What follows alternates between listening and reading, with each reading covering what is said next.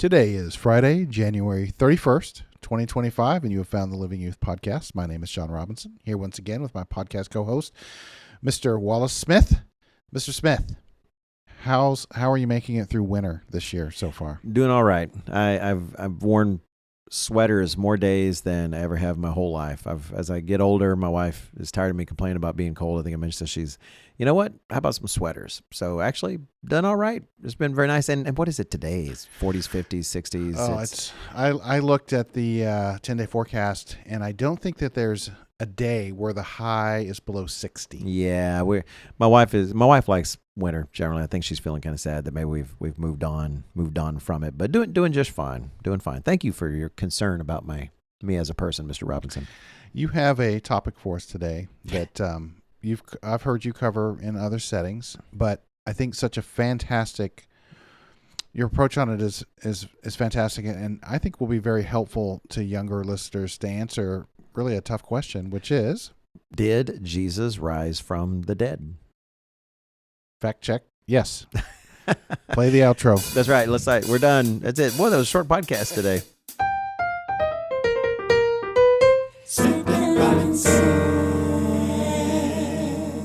Thank you, Jake and Julia, and welcome again to the Living Youth Podcast. Before we get into the topic, first let's say thank you to those of you who have volunteered to be a resource for us on the podcast. I keep forgetting to mention that. I think, Mr. Robinson, 55 people. I tried to check right before the podcast. Okay. Like 55 listeners have signed up. I don't know if they're all what their age ranges are. I haven't looked at those details yet, but I just want to say here on the podcast, thank you, those of you who have signed up. We aren't doing much with that yet, but you kind of have to have the resource before you do something with it. So thank you for signing up. For those who haven't signed up yet and you are interested in giving us feedback, especially as we're looking at responding to Mr. Weston, who's interested in taking the podcast and turning it to something that would actually face the world, actually as a tool for reaching the world, especially aimed at younger audiences. We would love for you to sign up. If you can sign up to be a resource for us to reach out to in the future and ask questions to and get your feedback by going to livingyouth.org, and the post that has a link to the volunteer form is right there. And why a form? Because we need to know some things about you. We need to know how old you are. We need to know your church area. We need to have a sense of who you are so that your feedback can have some context for us. So if you are interested in giving us feedback, being part of a resource pool for us, then please do head out to livingyouth.org and fill out that form and let us know. Also, just a reminder for those who are going to camp. Teen camp sign up is going on now. In fact, I think they've opened up sign up for the preteen camps, etc. as well. Some of you might be volunteering for those. But anyway, I think you go to livingyouth.org. If you're on a desktop or laptop, there'll be a button or something on the right, and you can click on that and go to the camp sign up.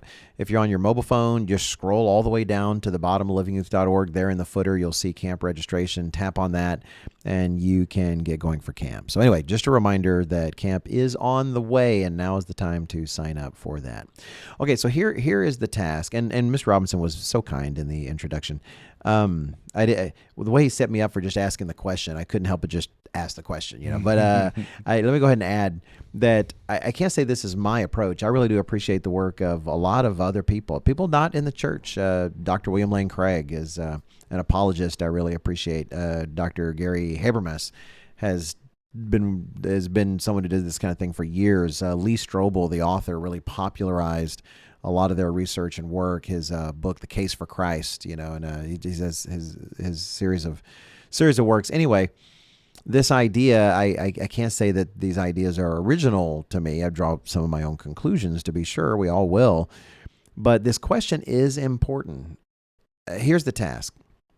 Let's say we're someone, because if you aren't, as we'll get to, but other people that you might know are, or say you're someone who questions whether the Bible really is God's word. The Bible is kind of, even if it's not put down in our culture, it's often diminished, as in like, well, it's a very helpful book. It gives a lot of good rules for living, but fundamentally, it's just an ancient text like any other ancient text. Yeah. It's And they use ridiculing phrases like myths and fables and things. Yes, we don't believe the miracles it talks about. Clearly, that's fantastic. And it was probably written by just a bunch of sheep herders, way back when. At the same time, we're glad it's been some benefit. So even if you are out there in the world and you were leaning toward interest in the Bible, that's definitely something to overcome.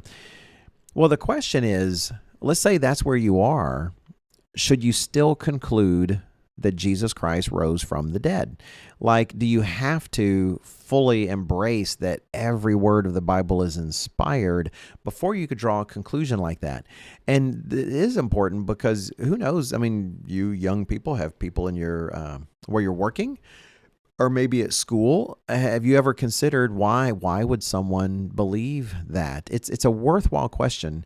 And by the way, I should say, I'm always afraid, Mr. Robinson, especially in this world where people are so easily offended, that someone will take some of this and misunderstand it.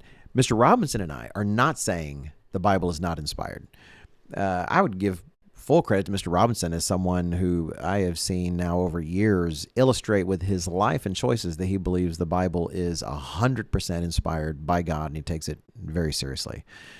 He's nodding yes, just so you know. Well, I didn't know if I was supposed to respond. No. I wanted to joke because you weren't saying like, what are you talking about? No, we do believe that. And you should too. And of course, if you do believe the Bible's inspired, then the question as to whether Jesus rose from the dead or not is obvious because it said he did, and therefore he did. But here's why it's an important question. And I think society is kind of rolling back to these times. Like I've heard people dismiss the Bible by saying, well, how can you believe that snakes talk? Like in Genesis, or that a guy rose from the dead. In fact, Richard Dawkins, the famous atheist, will dismiss the Bible almost purely on those terms sometimes, that, well, look, it says people rose from the dead, and people don't rise from the dead, so clearly that's... So maybe then that was notable, what happened. Yeah, exactly. That's the point. That's why it's important, is because that's right. People don't normally do that. So if you were talking to someone, then could you actually explain why it's reasonable to believe that Jesus rose from the dead? Now, it's a real life question in the sense not just for the modern day, but go back to the first century. The Jews in the disciples' day, they didn't have the New Testament, right? In fact, the New Testament was being formed and written. They were just learning what is God inspiring to make the New Testament. All they had was the Old Testament. And then they had the actual witness of the apostles and the brethren that had actually seen the risen Jesus Christ. But then you got Paul going in to talk to the Greeks and talking to the Romans, and they don't even have the Old Testament. Is the first thing he does wander into their people and try to convince them they should trust this book and try to convince them scriptures and start quoting? No. In fact, if you look at Acts chapter 17, when Paul is in Athens, he does some quoting, but he doesn't quote the Bible. He actually quotes from a couple of pagan writers and philosophers. He quotes from Aratus, for instance, and who was the other fella? Epimenides. He quotes from Epimenides, but he does that to help them see a biblical truth, which is that you shouldn't worship idols. But he tries to convince them on their own cultural terms of the truth of that, which would have then lended credibility to the Bible. But man, then he goes for it and goes straight to, and God said all this stuff is true because he raised this guy from the dead. Well, one of the things I've come to appreciate about God and the Bible, and this is kind of basic on some level, is like how God's revelation to us works on every single level. Yeah, yes, in some ways the Bible should be good enough for us, but even if you didn't have the Bible, kind of the point that you were making there, well, what other evidence is there? Well, there is a lot of actually other evidence, and that's in part what you're going to talk about today. So it's not merely some document and you just have to believe what it says. There's other historical facts that have been recorded, and in conjunction with the Bible. We'll get to it here in a minute here. You talking about how if you didn't even view the Bible as anything other than a historical document, it's an incredible historical document. Yes, it is. That we absolutely will get to that, God willing. But also, just to make plain, it is very important that we believe Jesus Christ rose from the dead. One of my favorite takes on that is in the Apostle Paul's letter to the Corinthians, in 1 Corinthians. If you look in 1 Corinthians in chapter 15, he makes this point to them because they were doubting that the dead rise. There was some heresy that was floating through, and he was dealing with it because some would say, oh, maybe it's just visions, or maybe it's just, specters. It's not actually, the dead coming back to life. And so in 1 Corinthians 15 in verse 14, he says, and if Christ is not risen, then our preaching is empty, and your faith is also empty. It's meaningless. If Christ didn't actually rise from the dead, then your faith means nothing. He continues, we can jump around a bit in verse 17. He says, if Christ is not risen, your faith is futile. You are still in your sins. If Christ didn't rise from the dead, your sins weren't forgiven. You still bear all the guilt of everything you have ever done. He continues, then those who have fallen asleep in Christ have perished. Everyone you've ever known, they're just dead. They're not coming back to life. You will never see them again. And he says in verse 19, if in this life only we have hope in Christ, that is only in this life and then you die and that's it. If that's the only place you have that's the only time you have hope in the teachings of Christ. He says that we are of all men the most pitiable. That is, we're shaping our whole life and following these rules from a God that actually didn't raise Christ from the dead, and it's all a lie. And as he kind of says later, I think it's in verse 32, he says, might as well eat, drink, and be merry. You might as well just spend your life on wasteful living because it doesn't matter at all. And the timing of this is kind of funny because I've been checking out an app because I really like the take of it, and we're looking at what we can do with a future different kind of Bible study course. And I like the cut of the jib on this app, Mr. Robinson. I don't think anyone says cut of the jib anymore, but that's a great phrase. But I did look it up one time, and you're okay. Okay, good, thank you. I like that phrase. So I like this app, and so to check it out, I'm looking at its philosophy lessons, how it's come across philosophy, because that seemed the closest I could see to how we might actually communicate different Bible study things.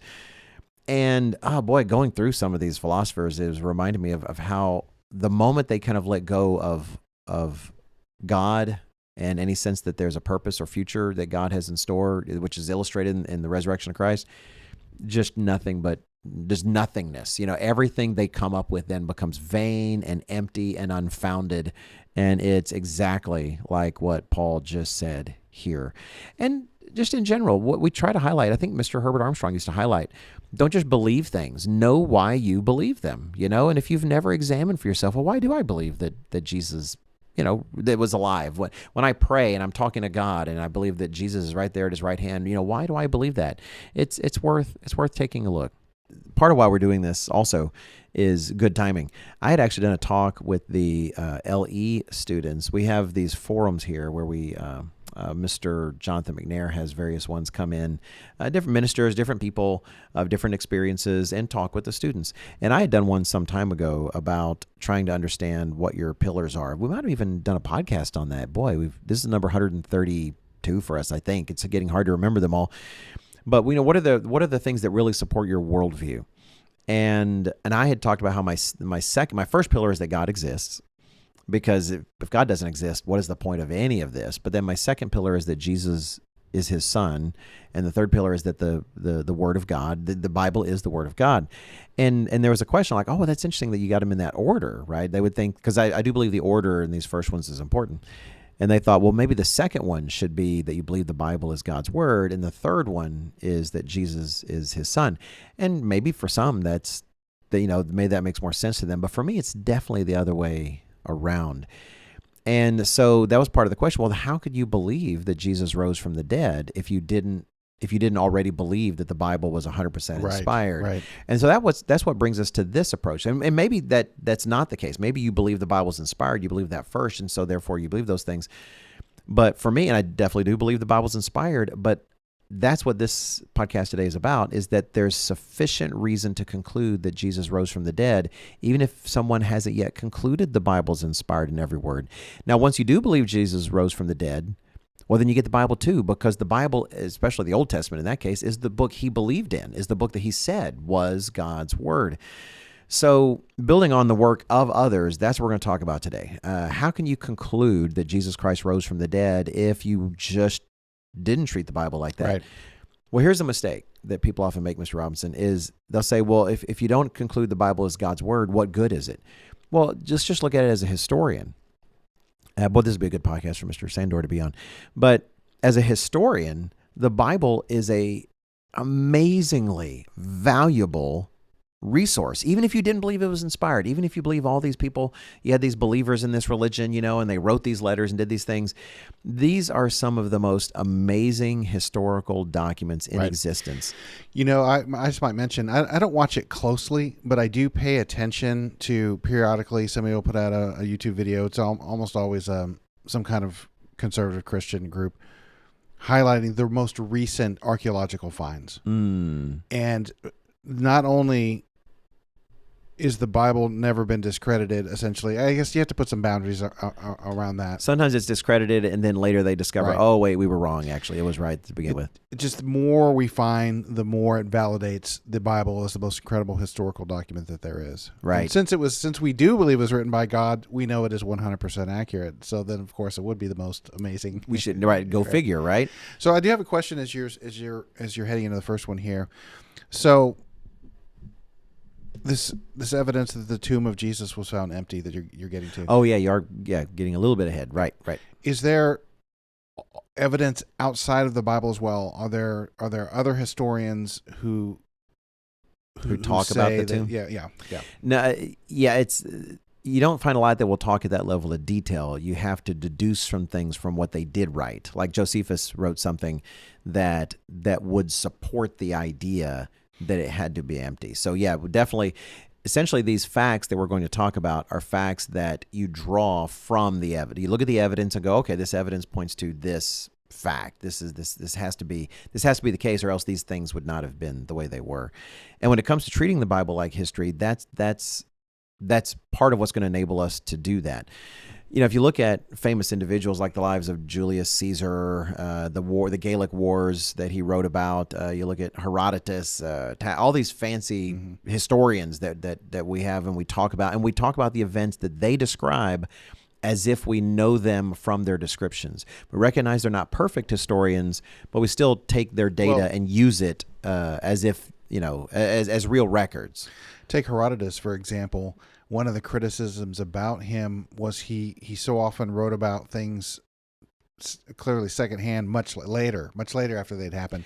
Right. And he also would embellish because he wanted an entertaining historical record as well. So, and that's part of the point is we still take those guys seriously. But what's fascinating, and this is what adds validity to the Bible, is while we take them seriously, their writings, just like Mr. Robinson just mentioned, their writings and their work were actually written far later than the events they describe than what you read in the Bible. Well, so Will Durant is considered one of the better historians. Yeah, a great historian. And everything he's writing about happened hundreds or thousands of years ago. Yeah, now the case there, though, is Will Durant doesn't claim to be writing primary sources. He definitely is, writing, but the research, the closest he can get to the events is material that sometimes was written hundreds of years afterwards. And sometimes people who clearly don't know what they're talking about will say, oh, the stuff in the Bible, that was written hundreds of years later. That's literally disprovable immediately. Not only the internal evidence of the Bible, which, boy, I don't even have time to go into on the podcast, but the internal evidence itself highlights these were clearly written. These are fantastic records that were very close to the events. But even, just a variety of it. Like we can find fragments that the fragments that we have, not only of the Bible, were not only clearly closer, as some of them, in time to the actual events than the best records we have, physical records we have of other historians, but even the language is validated. Like it kind of shows, wow, and this has been well transmitted. They really are historical documents of the finest quality. But that said, we're going to go into these things where you can assume that they're not 100% inspired. Just treat them like historical documents. Treat them like the writings of Julius Caesar. Treat them like Pliny the Younger and all these other historians. Treat them like historical documents. If you do that and put all of the works together, not just the Bible, but even including secular resources outside of the Bible, there's 3 key facts that need explaining. Now, you can establish a lot of facts, but for our sake, trying to establish that Jesus rose from the dead, or if you want, whether he did or not, there's 3 facts that are crucial. You can kind of boil the argument down to just 3. You could do other approaches, but this is one particular approach. One of those facts Mr. Robinson just mentioned, and that is that the tomb of Jesus was found empty, and found very empty very shortly after he was crucified and buried, really 3 days and 3 nights. But that very shortly after he was crucified by the Romans, which, by the way, even secular skeptics believe. You're always going to find oddballs here and there. There are people out there that don't even believe Jesus existed. But for instance, a very famous skeptic of Christianity, who is not a Christian himself, Bart Ehrman, a scholar of New Testament studies, says that those people just have no idea what they're talking about. He goes, clearly, now he doesn't believe Jesus is the Son of God. He doesn't believe that he rose from the dead, doesn't believe in miracles, but says people that say Jesus Christ never existed, they're just making stuff up, these mythicists. And he's got a whole book on it. I think, Did Jesus Exist? I think that's the name of his book. But so we're going to try to focus on things that even the majority of secular scholars do accept, is where we focus on these facts. One is that Jesus' tomb was found empty. Now, how do you support something like that? Well, you support it in a lot of different ways. So what is some of the evidence of that? Actually, some of the evidence, it's interesting, comes from the Bible, but not from actually assuming it's inspired.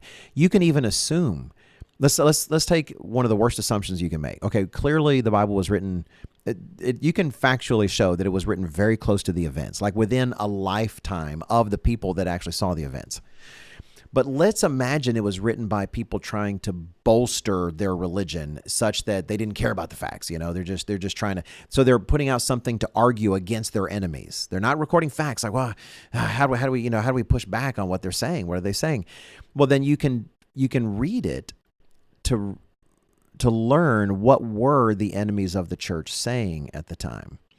For instance, in Matthew chapter 28, you see Matthew responding to some of the arguments of his own day so that the reader would understand, hey, I know they're out there saying this, but here's why they're saying that. In Matthew chapter 28 and verse 13, well, we start in verse 13, but the setting is that you had guards that were assigned by the Jewish leaders. The Romans said, hey, go ahead and put guards there at the tomb, because they knew that he had said he would rise again. So they put guards at the tomb, and then if you read the event, they're all freaked out by all the events, and they go running away, and indeed the tomb is empty. They run to the chief priests, and the chief priests say, okay, that's fine. That's fine. Tell you what, here's what you're going to say. And in Matthew 28, verse 13 through 15, Matthew records this, that they tell the guards, tell them this, his disciples came at night and stole him away while we slept.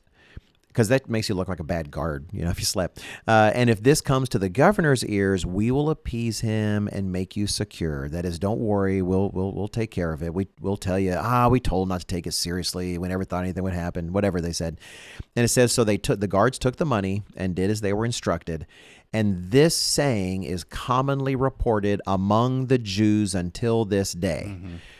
Now, even if you're just saying, well, this is probably just Christian propaganda, but even if it were, which of course we know it's not, but even if it were, the propaganda is for a reason. That tells you what Jews in that day were saying. They weren't saying, hey, you say he's risen, let's go look at the body. Right. Let's just open it up and look. No, the Jews were trying to explain why the tomb was empty. Now, maybe your secular friend or your atheist friend does believe that's what happened. We're not addressing that yet. Maybe he believes that's what happened. Christians stole the body. Well, ignore that for now and just accept the admission that is. The tomb was empty. No one seriously claims the tomb was not empty. In fact, what you actually see anciently and even today is people trying to explain why was the tomb found empty. Even if it's going to sound odd to say in 2025, what's our evidence? What is our evidence? You know what? If you wanted to go see the tomb of Muhammad, you could do that. In fact, most venerated people where the public just, they spawned a religion or a secular religion in the case of communism, like think of Lenin, and guys like that. Man, their tombs, everybody cares about that. Yep. But you know what you can't find is a place where Jesus' body supposedly is. There's not even agreement amongst where they think things happened in Jerusalem. When we were in Israel in 2019, we went to a garden tomb, but it's not the most popular one. We went to one that's an alternate because they're not even sure where it is. It goes to show because there was no body. Again, even skeptics the reasonable skeptics, the actual skeptics that are professional skeptics, if you will, in terms of scholars and such, they don't deny the tomb was empty. For the mere fact that if it weren't, because the Jews didn't mind opening up a grave. In fact, why were the women going back to the tomb? They were going to finish preparing Jesus' body. They didn't mind opening up a tomb. Now, you'd be unclean for a time, etc., but you just recognize that's part of doing business. And think of how troubling, even you look at Tacitus. Tacitus, the Roman historian, wrote about the early Christians and called them troublemakers. And man, this pestilent, thing that happened in Jerusalem, now it's spread all the way to Rome where all dirty things come. Man, reading Tacitus hit on Rome. I just love it. But anyway, so it was they were turning the world upside down like they were accused of in Acts. Yep. And if all the Jews had to do was say, tell you what, let's go look at his tomb right now. Let's go look right now, because especially early on, the body would still look like the body. You can actually go and check, and they never did. So it's generally not questioned that the tomb was empty. So that's the first fact.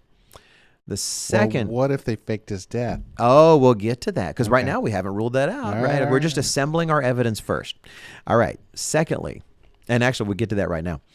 The second fact that is generally agreed on by everybody is that his disciples believed sincerely that they saw him bodily alive again after his death. It's generally not questioned that there was a sincere belief that there were these experiences that they're trying to explain. And that is a lot of people. If you look in, let's see, where we're going to go now. I think, also 1 Corinthians. In 1 Corinthians, we'll go earlier in 1 Corinthians.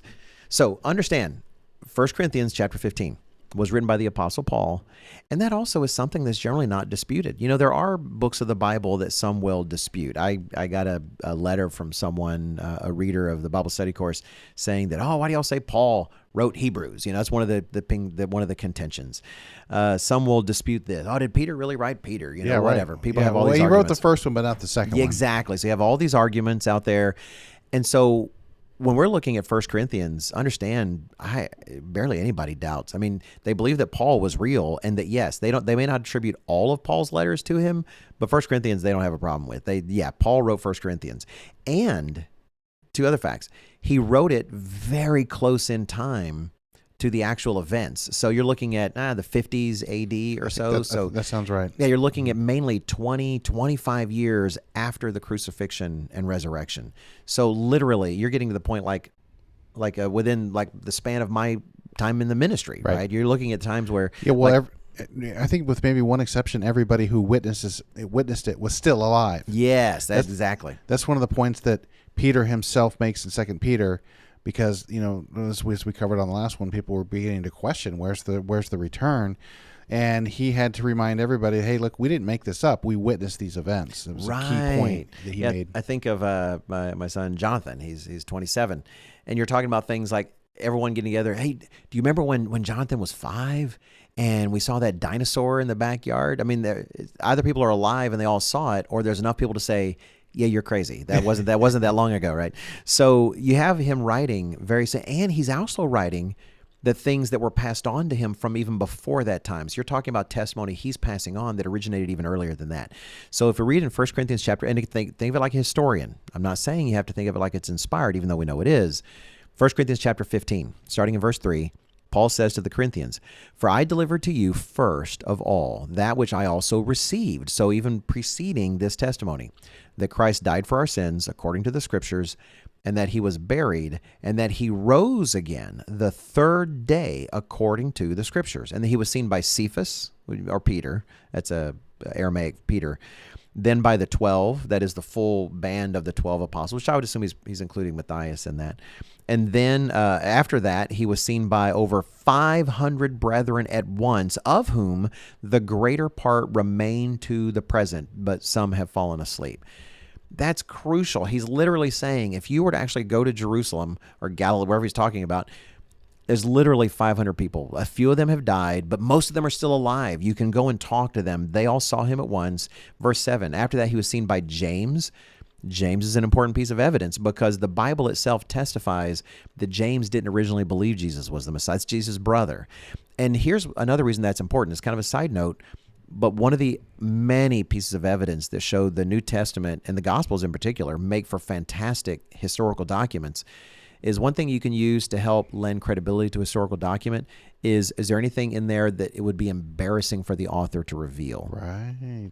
And to take James, who ended up heading the headquarters church in Jerusalem, and to actually have written testimony that he didn't even believe his own brother.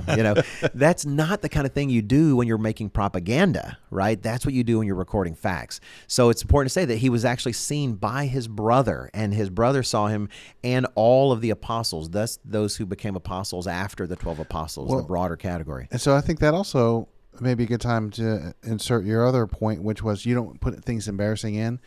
So, for example, women were not considered reliable witnesses either back then. Oh, you know what? I forgot about that. That's exactly right, Mr. Robinson. That's another thing that supports the idea that the tomb was empty is the historical reporting is that the women found it first. Normally, you would never say that. In fact, we even have evidence here. Paul is trying to present the best case he can. And notice what he doesn't mention. The women he doesn't mention the women. Yeah, that's good. Now, why? Because he's trying to construct a strong case. And in the case of historical, that is the evidence there, you wouldn't bring in the women because in the first century, women were not considered good, valid witnesses. Which we're not saying, ladies, that's true. We're not saying you're not good witnesses. But back then, legally, they just did not carry a lot of weight. And so when Paul is constructing his case for his purposes, he doesn't happen to mention the women.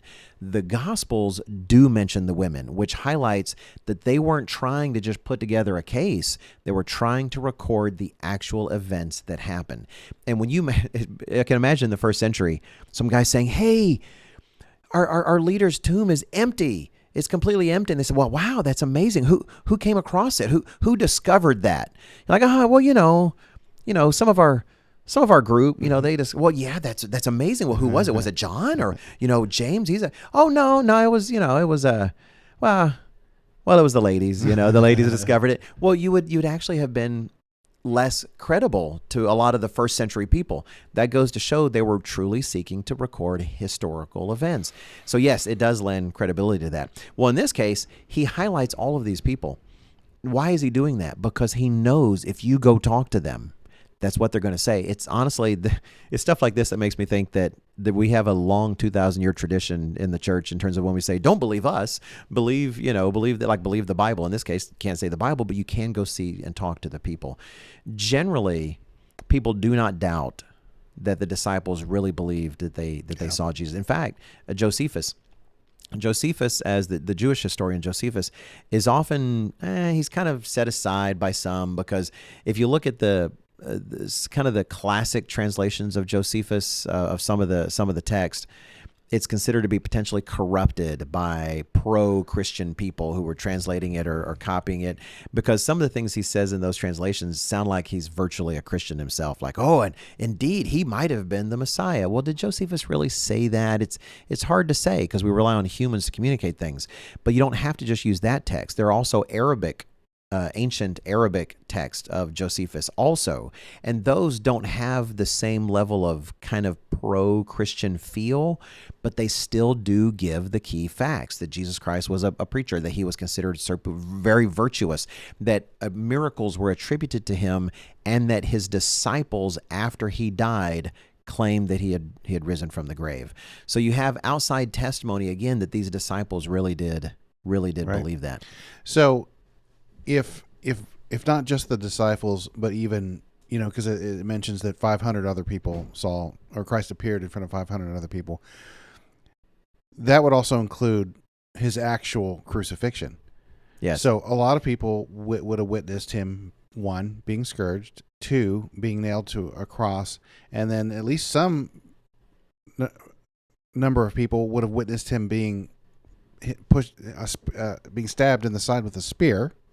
Yep. So I find it difficult to believe. Well, first of all, if you were going to concoct a new theology and you needed the leader to die for your purposes and you were going to fake his death, okay, not a great plan to go the crucifixion route. Right. Because, a lot of people wouldn't even survive the scourging. Right. Like, I'm not going to describe it on here. Oh, it's terrible. Yeah, it's some people don't even survive the scourging to make it to the crucifixion. Then you're crucified, and then you're stabbed, and then what? He recovered for 3 days and 3 nights, in the tomb, and then was spirited away by his followers later. Yep. Like if you were going to fake your death, you would not do it through a very public crucifixion. Oh yeah, and we'll definitely, and we'll actually get to that because that is what some suggest. Plus, you wouldn't claim that he actually bodily rose. You would say it was all just visions. It was just a whole bunch of visions. You wouldn't say like they do, we touched him, we saw him. This is real. In fact, you've got me going to Tacitus. I will say that yes, no one questions, not seriously, his crucifixion. Going back to the annals of Tacitus, who was this at the end of the first century Roman historian. He wrote this. He said he's talking about the fires of Rome, the fire in 64 A.D., and he's trying to explain how people blamed Nero for it, but Nero was trying to get blame off of himself, so he started blaming this Christian group. So Tacitus writes the following. It's like at the very beginning of the 2nd century. Tacitus was alive in the 1st century, but he wrote this at the beginning of the 2nd century, I think. And he wrote in his annals, consequently, to get rid of the report, Nero fastened the guilt and inflicted the most exquisite tortures on a class hated for their abominations, called Christians by the populace. Christus, so he just say what he knows, this isn't faked, otherwise you would spell it different. Christus, from whom the name had its origin, that's why they're called Christians, suffered the extreme penalty during the reign of Tiberius at the hands of one of our procurators, Pontius Pilate, and a most mischievous superstition, that is our faith, and a most mischievous superstition, thus checked for the moment. That is, they put a halt to it by killing this guy briefly, and sure enough, what happened after that? The disciples were in hiding, etc.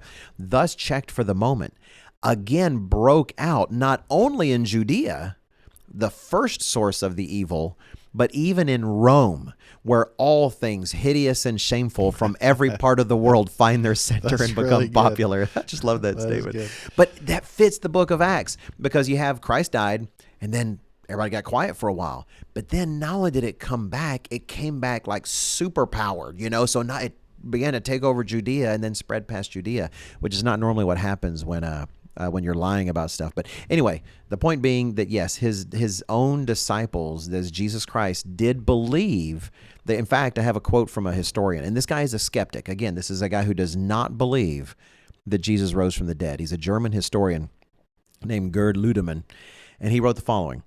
It may be taken as historically certain that Peter and the disciples had experiences after Jesus' death in which Jesus appeared to them as the risen Christ. So even this historian does not doubt that they truly believe that they saw Christ alive, that they believe they saw Christ alive again. So he does not doubt their sincerity in those beliefs at all. And then finally, and this adds to the force of the second one, no one doubts what happened next. Even Tacitus kind of implies it with what he says, that after that experience, whether you believe it was real or not, they went out in the world with passion, claiming that he had bodily risen from the dead, that they actually spread that faith, even in the face of, like, just what Tacitus says there, exquisite tortures, just things that were terrible to be done to a person. Really, the book of Acts itself records what was being done to Christians who claimed this kind of thing. So you have the book of Acts, you have secular history. These people were facing torturous deaths and arrests and executions, but even in the face of those things, they continued to claim, yes, he's alive and we saw him, and so they were not going to recant. So those are the facts, those three facts. There's an empty tomb. You have the disciples truly believing that they saw him and beginning to tell the entire world, even in the face of great persecution. So how do you explain those? Mr. Robinson has already suggested many brilliant explanations that he does not personally believe, just so you know. But one was, Mr. Robinson, let me ask you, because Mr. Robinson has actually studied a lot about crucifixion, more than I have. That sounds weird, everybody, but listen. Let me say I've never seen him perform one, but he has studied it. So, Mr. Robinson, let me ask you on this one. One of the theories out there, and I've literally seen the books myself where people suggest this, did Jesus Christ fake his death? Like, did he have a plan to do all of this stuff, and then did he fake his death on the stake or cross, whichever it was, and then somehow so he could plan on coming to his disciples and saying, "Ta-da! Look, I'm still alive. God restored me." What's your thoughts on that, Mr. Robinson? Well, so much to unpack here, Mr. Smith. There is. I actually put it off for a long time because I remember when Passion of the Christ came out. Mel Gibson movie. Yeah, it depicts him being crucified pretty visually. I never saw that. Didn't want to see it. I kind of don't want to know. But there were a couple of very good YouTube videos that kind of broke down. It was more not so much Christ angle. It's just what are the Romans? So what was it like? What was it like? Okay. What was the mechanism and what actually killed you and things like that. And so the first thing I would say is, let's say, so if you're in the camp of, I don't believe this thing, this is all a big hoax. If I was going to start my own, orthodoxy, religion, whatever. The religion of Robinson. The religion of Robinson. And as part of the story, I needed the founder and leader of it to die. Okay. I would never choose the Roman method of crucifixion as the way that was going to go down for a bunch of reasons. So you're left with two things. First, was he crucified or not? Okay. So if he wasn't crucified and a lot of people saw him crucified, then it would have to be a very elaborate production to make it look like in front of it. One of the things I learned that's kind of troubling about humanity is if there was going to be a public execution, people come around to see it. Oh yeah. So we know the Bible clearly mentioned several people that witnessed it, but there would have been quite a crowd. And he was crucified with other criminals. Yep. And all that was testimony that was written down in the day when anyone could have refuted it and said, "What are you talking about? We were there. All of this is a complete lie." No. Yeah, again, even Tacitus, the Roman historian, he had reached, this fellow was crucified. So that there's no one questioning he was crucified. So probably not faked. Yeah. We don't even have to go on about that. But we don't have to go into great detail. But some people don't even survive the scourging. And it's two Roman guys who know what they're doing, and they split you apart. Just ripping your body to shreds. It's bad news. There was even a prophecy in Isaiah that Christ would be so disfigured he was almost unrecognizable, and that's what it does. That's what it does. Just by historical accounts, we know how crucifixion worked, and you didn't look the same after. It was designed to disfigure you. Yeah, it was brutal. Yeah. The Romans were using it as a method to show other people you don't want to cross Rome. Yeah, exactly. Then the method of crucifixion, that's not the kind of thing that that you would survive. In fact, here's an example. There's a story as recorded in Flavius Josephus's autobiography. This is something he personally First century historian, right? Yep. Used to. Well, I guess you're always Jewish, but he collaborated with the Romans and actually served under Titus, the right. Roman general there. And when the Romans came in and sacked Jerusalem, so tired of all the rebellions, as you might figure, the Romans started crucifying en masse. And Josephus arrives on the scene and realizes 3 of his good friends have been caught up in and they've been crucified. I'll actually even just read you what it says here. Now, this is from the life of Flavius Josephus. Okay. Let's see. Josephus, who had defected to the Romans and served under Titus, saw 3 of his friends among the many crucified prisoners. He petitioned Titus for their release. Titus granted his request, and Josephus personally oversaw their removal from the cross. Despite receiving medical attention, only 1 of the 3 survived. Wow. So even receiving medical attention, only 1 of the 3 survived. Yeah. That's amazing. And then, of course, the Bible records also that he was impaled with a spear in the side. So right. I've seen the people try. I've seen authors try to explain that probably didn't kill him. The ones that are accepting this kind of idea that he faked his death, and they try to explain like the spear just nicked him. Like that's what you're going to do is just kind of nick somebody. That actually does not make sense and really does not even fit the language. Yeah. Then you got to think that okay, so let's say somehow he did. These Roman soldiers that have seen dead bodies, they know a dead body. The crucifixions are a daily thing. They just don't notice he's actually kind of faking, keeping his eyes closed. They take his battered body, controlled his breathing. That's right. Stick it in a tomb, and there in the tomb he's got 3 days, 3 nights to kind of relax and recuperate. No food, no water. You've been beaten virtually, really to death. Yes. We're saying that he's somehow faking it, and then somehow, in this weak and battered body, he's going to roll the stone away from the inside, roll the massive stone away, sneak past the guards like a ninja, show up to his disciples, and somehow look so radiant and glorious. Like, Look, God has raised me from the dead. Even in the most imaginative scenario, which is a zero probability scenario that all those other things could be done, he's going to show up wheezing with a punctured body, bleeding, beaten, and broken.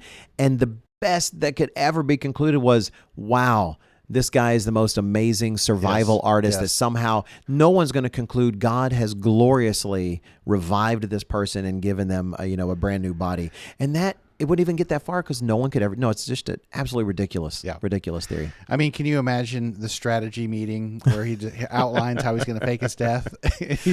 All right, guys. That's right. Here's what we're going to do. I can see somebody in the crowd lifting his hand. Is like, so part of your plan is you're going to go ahead and actually go through an entire crucifixion and hope you survive. That's right. Yeah, not a good plan, as Tony Stark would say. Not a great plan. Okay, so that no one treats that really that seriously. I have seen it seriously offered, but it's just ridiculous. Okay, the second one, possibility, was it a mass hallucination? That's what some would claim because they have to accept the fact these people really did believe that they saw Jesus Christ alive. Well, you've got the New Testament guys that say, no, we've touched. But even setting that aside, could you really have a mass hallucination that is that specific? Well, one, even if you just set aside, that's not how hallucinations work, where people have exactly the same hallucination. There's rare claims here or there about such things, but it's honestly fairly hard to validate, let alone the number of witnesses, like what Paul happens to mention, but we have to ignore a key piece of evidence to say it was a mass hallucination, and that is the empty tomb. If it's a mass hallucination, let's say the mass hallucination theory is right. You have literally hundreds of people. They just somehow believe they saw Jesus alive again. He's alive again. He's been raised from the tomb. He's because the claim was not just he was a spirit. The claim of the first century church was he is literally, we could hug him, we could touch him, he was alive. All the Jews had to do was say, really? Oh, that's funny. Hey, Rufus, why don't you open up the tomb? Let's take a look. And there would be a corpse. It would still look like him. It'd be recognizable as him. And yet there's no claim of a tomb. So the mass hallucination theory just does not carry water. Again, we're looking for an explanation for the facts. An explanation that essentially ignores one of the facts is not an explanation of the facts. It's ignoring the facts. So no, mass hallucination is out. Seems improbable. It seems super improbable. That's the thing I thought. You could see one person having a hallucination, maybe even a group because there's a gas leak or something. Right. But they would not have the same hallucination. Right. Well, let me give you an example. One thing my mother claimed a long time ago, way back, well, she's dead now, so it certainly wasn't recently, but she claimed when she was a little girl, she saw a ghost, if you will, of her grandmother up in the attic. I won't go into the details because some of them are kind of comedic, but I'll just stick with that. And that was just my mother, was not my grandmother, nobody else. And she was a little girl at the time. And even if it were like, say, 100 people saw this ghostly image of, well, one, that would be odd because you don't have things where all these people see exactly the same, unless it is truly supernatural, like a demonic, appearance. But even then, they wouldn't be claiming it was the body of the grandmother, right? Because they can go, I've literally been to her grave, I know where she is buried. They could dig her up and see if she's still there. Say mass hallucination just does not fit the facts. Okay, so that's two of them down. Let's do this third one. And that is also a very popular one. Did the disciples steal the body? Did the disciples somehow, and they recognize, okay, this is the plan, guys. We did not think this is going to happen, but I've got an idea. We can claim he rose from the grave. We can convince people he did that. We just need to get that body out of there, right? So that lie has been around since the first century. That's literally what the Jews told the guards to tell everybody. So the first thing that would jump out to me, and I apologize if I cut you off. No, go for it. Is Pilate giving the authority to the Jews who were the most invested in putting an end to this Jesus figure and his teachings, were put in charge. They're not going to do it haphazardly. Right. If we can believe the account, a considerable stone was rolled over it. It's not the kind of thing just a handful of guys can go get undone and steal it. Plus, there's Romans guarding it. Right. But my point is, the Jews were going to make every assurance that that very thing would not happen. 100%. It's ridiculous in that sense, but again, you'd have to ignore one of the key facts. Well, one, you'd have to say they didn't actually believe they saw him raised from the dead, because they would know. No, we grabbed the body, we snapped. And then where did they put it, right? So what they do? Just hide it in a ditch, or they put it someplace. Nobody knows he got out more than the Jewish leaders. That's right.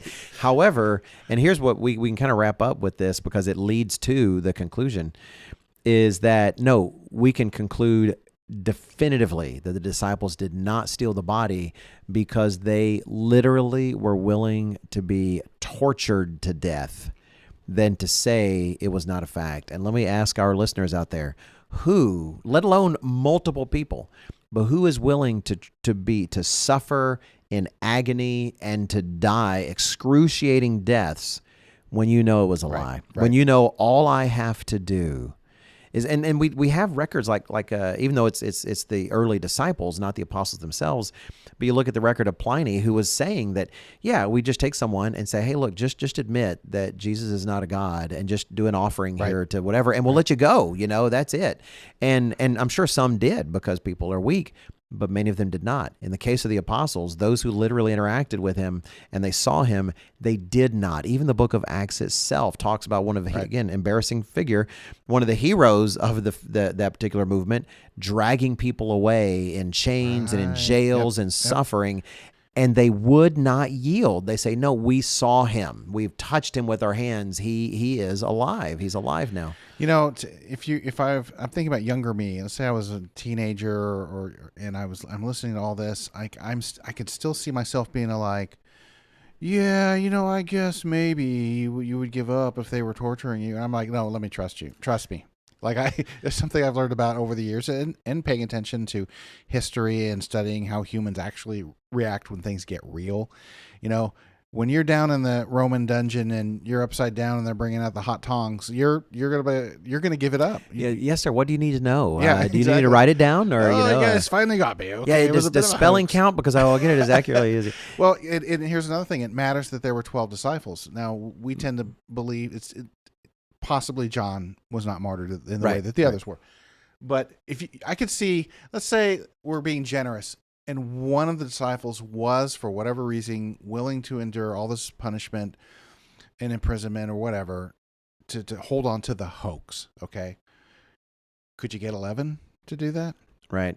And you couldn't. Like, no. One or two, you could make a case, and I wouldn't even buy that. But all these guys being willing to accept whatever death, punishment, imprisonment was necessary, because they know that it was true. And even then, like, what truth would you think? Let's say it wasn't Christ in this, but it was something you knew was true, but somebody was making you hurt, so that you would give up on it. Well, you would even give up on truths. So this was not an insignificant truth that they were holding on to.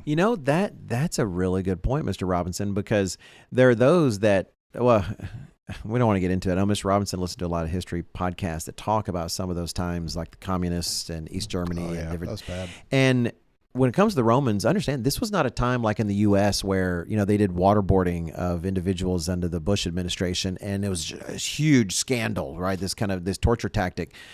A torture tactic in which, they kept people safe, but they made them feel terrified. Now go back to the Roman days where they didn't really care. There was nothing illegal about it, and they were good at what they did. They knew how to truly treat you in the worst ways you possibly could be treated. And under that, people they'll start lying. They'll do what it takes, many people, to just make the suffering stop. Well, ironically, that's one of the problems with torture, is that whatever information you're trying to extract from somebody is unreliable, because if it gets bad enough, they will tell you, what do you want to know? I will make up a whole story. Right. That's what you need. And that only adds force to what they were holding on to. The fact that some people would even lie to get out of it, and yet they would not. That's more than just a truth. That's a truth that tells you something about your own future. That's a truth that, like, when you read Peter, like you mentioned earlier, talking about the transfiguration and stuff, they saw a glimpse of the future that God held out for them, embodied in the resurrected Jesus Christ. And it does remind me of two particular passages in John 17, verse 20, where Jesus Christ told that when he's praying for them at the end of, right before he's about to be arrested, he says, I do not praise to his Father. I do not pray for these alone, that is, those at the table with me, but also for those who will believe in me through their word. Well, that's you and me, right? He's literally right there in that passage praying for you, dear listener, and praying for me and Mr. Robson here at the table, because we didn't get to see these things. There was not going to be any video recorded. There was not going to be any audio or anything. There was not going to be a streaming service that would feed us, a frame by frame account that we could look at ourselves. The only way this could be transmitted was through the word of those who were going to be there. And here Jesus Christ prays for us, knowing that it'll reach to us. Well, then I think of the book of Acts, in Acts chapter 1 and verse 8, where Jesus Christ is telling them something before he rises to heaven. And he says there in Acts chapter 1 and verse 8, you, speaking to the apostles, you shall be my witnesses to me in Jerusalem and in all Judea and Samaria and to the end of the earth. Now, I used to just think about that as what they preached, right? Because they preached, hey, Jesus Christ is the king of the coming kingdom. He was dead, he's alive again, his message was validated by God. But then I thought about this, and I mentioned it to the LE kiddos yesterday. What if each of the apostles had lived like the lives like you might see with a pope today, where they're in comfort, a lot of money is spent to take care of them, to keep them in good shape, doctors, they live the life of the wealthy, if you will. Well, their witness still would have been true up to that point, but it wouldn't have had the same force. That when Jesus Christ told them, you're going to be my witnesses, he already knew what was going to happen to them. He knew the fates that were in store. And it was those fates that make that witness so powerful, that not only did they go around preaching these things, but also they were willing to suffer and die, the host of them, because they knew these things were true. And as a result, their willingness to be tortured became part of that witness itself. It was an active element of the witness. So when you look at these things, did they steal the body? That's ridiculous. Nobody steals. In fact, if you're a rat bag enough to steal a body, the idea that suddenly you're going to be that doesn't make any sense at all. So there just is no good explanation for the facts except for one. And it takes believing in God. That's why it's my first pillar, that God exists. But if God exists, then suddenly his resurrection's on the table. And the record of his preaching is just that God sent me. I am giving you his message about his kingdom. And to validate it, I'm going to die. I'll be in the grave for 3 days and 3 nights, and then I'm going to be resurrected. So if all the other explanations don't work, and if I do believe there is a God and miracles are possible, because the only reason to dismiss that explanation, literally when the guy says, I'm going to die and be resurrected, the only reason you dismiss that is like, well, there's no God. Well, okay, that's fine. Then you have no explanation. But you know what? If God exists, then that becomes the best explanation, that this guy who died and was resurrected, I say this guy, I'm not trying to be dismissive, I'm speaking from the secular point of view, that this person who said, I'm going to be murdered and I'm going to come back to life, and then he does, the best explanation is that the God he talked about actually validated his message. And what was that message? That he is the Son of God and the King of the coming kingdom.